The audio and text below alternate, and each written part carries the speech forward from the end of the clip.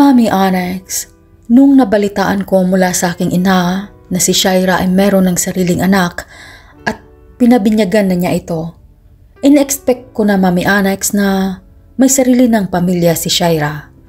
At yun din ang payo ng aking ina, nakalimutan ko na si Shaira at mag-focus na ako sa sarili kong pamilya.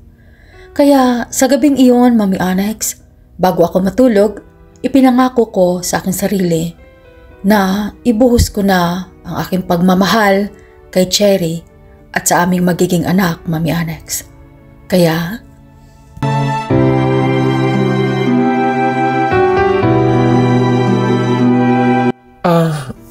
honey, kailangan na nating mamili ng mga damit para sa ating parating na baby. Dapat kumpleto na siya. Ano, sasama ka sa akin sa mall? O magstay ka lang dito sa bahay para hindi mapahamak or hindi ka mapapagod? Baka mapano yung baby natin.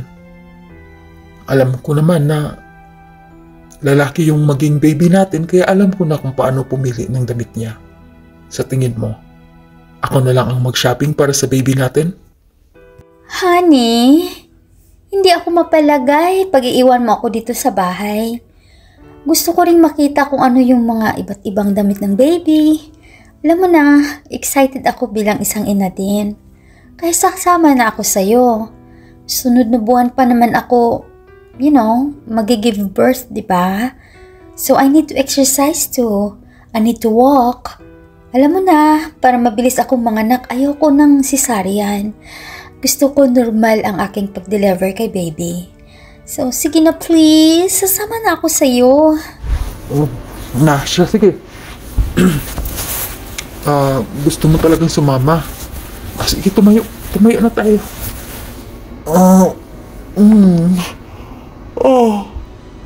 Ay, nasa balcony na ba kamo yung breakfast natin? Nasya, sige, maligo muna ako, Hain. Hintayin mo ako dun sa balcony. At pagkatapos kung kumain ng breakfast, pupunta na tayo sa mall para mabili ng gamit ng bata. Para kumpleto na si Baby Junior. Alika nga dito. Iyak muna. Han, naiipit si baby. I love you, Han. Sige na, maligo ka Ingatan na. mo ang sarili Maligo ka mo, na. Para malusog si baby paglabas niya. Yes, honey. Iingatan ko ang baby natin. At iingatan ko rin ang sarili ko para sa'yo. Para masaya yung family natin, yung walang sakit, ganon. Thank you, Han, ha? Thank you talaga. You given this marriage as a chance. Thank you for giving me a chance. Na mahalin mo. Naramdaman ko, Han, na mahal mo na ako. Han, mahal na mahal kita. I will do everything for you, for this marriage. I love you, Han. I love you too, Han. Parang kulang pa yun ng tenga ng baby natin. Hindi. Gawa natin ng tenga. Kompleto na to. Gawa natin ng tenga. Iluluwal ko na nga siya next month, di ba? Kulang pa yan. Kompleto na si baby. Waiting na lang. Magtigal ka nga dyan. Sige na. Hintayin kita dito sa balcony, ha? Okay. Sige, maligo ka na dyan, ha? I love you. Bilisan mo.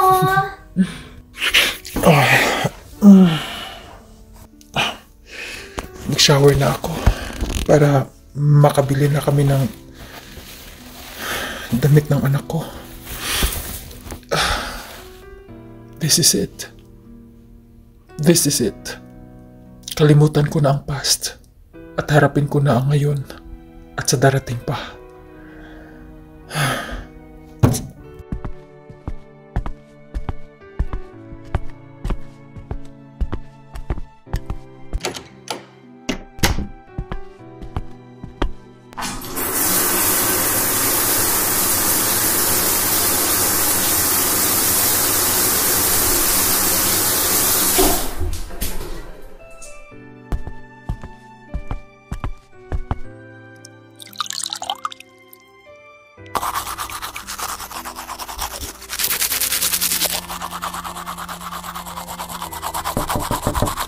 Oh, sino yan?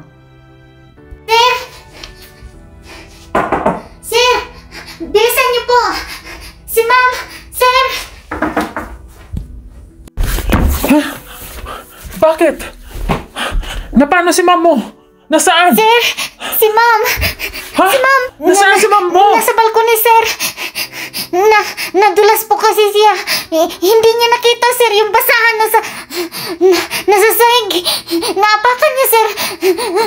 May dugo si ma'am, sir. Yung bata, sir. Si ma'am.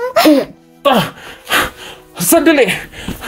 Tumawag ka ng ambulansya. Bilisan mo. Opo, sir. Opo, sir. Han? Han?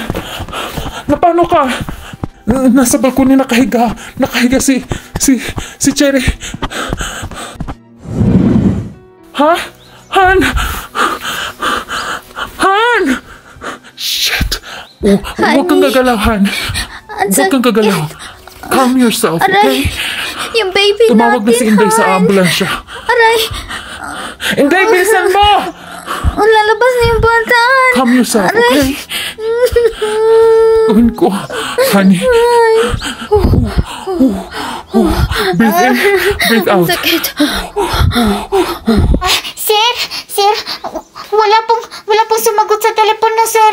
Tumawag ako ng ambulansya sa hospital, sir, sa malapit dito sa atin, sir. Wala pong sumagot, sir. Nagtutot lang, sir. Busy yata yung linya, sir. Mag-impake ka ng gamit. Sige, sir. Mag-impake na ako ng gamit. Sige, sir. Si Ma'am, Mag-open ako ng gate. ako na magatid sa ospital. Opo. Bilisan mo, Unahin buksan ko mo yung gate. Yung gamit. Ito na, sir. Bilisan Tara mo! na, sir. Bilis! Aray!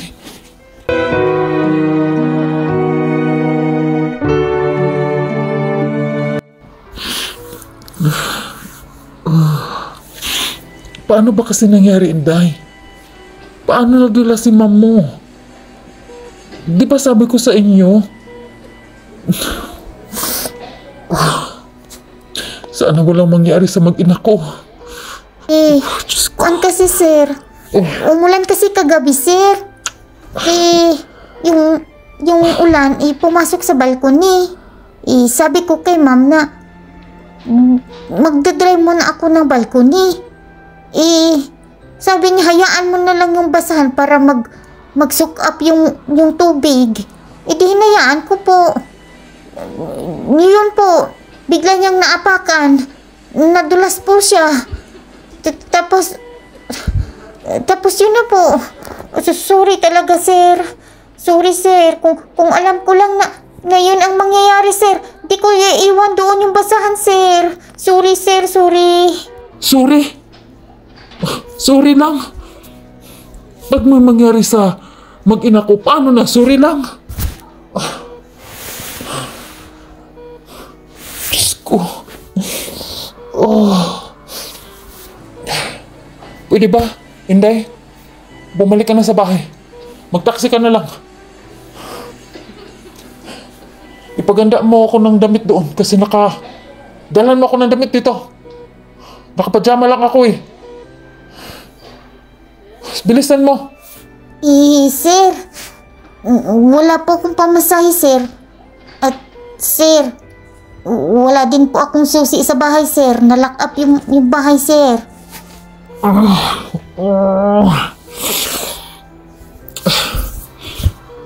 Pumunta ka sa sasakyan ko.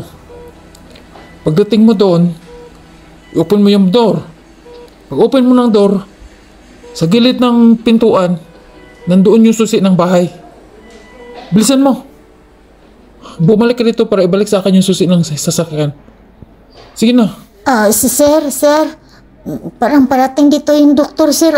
Siya yung nag-opera kay ma'am, sir. Sana okay si ma'am, sir. Kinabahan ako, sir.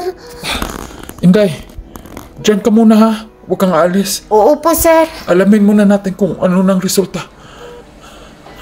Doc, kumusta yung asawa ko, Doc? Yung baby namin. Kayo ba si Mr. Villanueva? Ang asawa ng pasyente?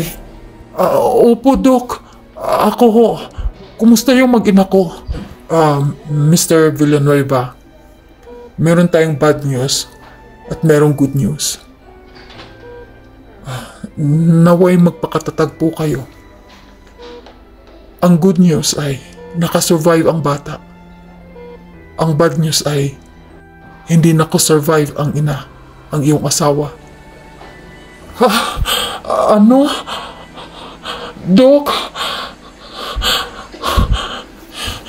Hindi. Cherry. Our condolences, Sir Villanueva. Excuse me. Cherry.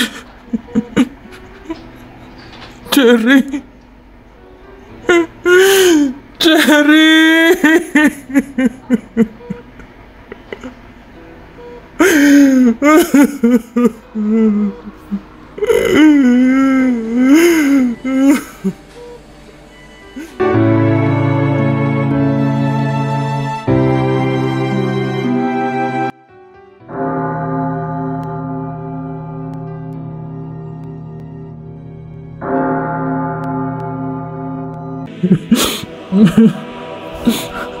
Cherry, kung kailan binigyan ko ng chance ang ating marriage, ang ating pagsasama. Kung kailan ipinakita ko sa'yo na mahal kita, saka mo ko iniwan. Saka mo kami iniwan ng anak mo.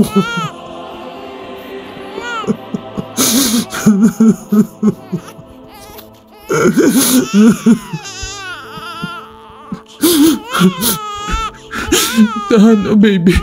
Baby Joshua. Tahan na. Anak, magpakatatag ka. Ma. Akin mo na si baby. Tara na, anak. Tumupo na tayo. Sisimulan na ang bendisyon para kay Cherry nang mamayapa na siya.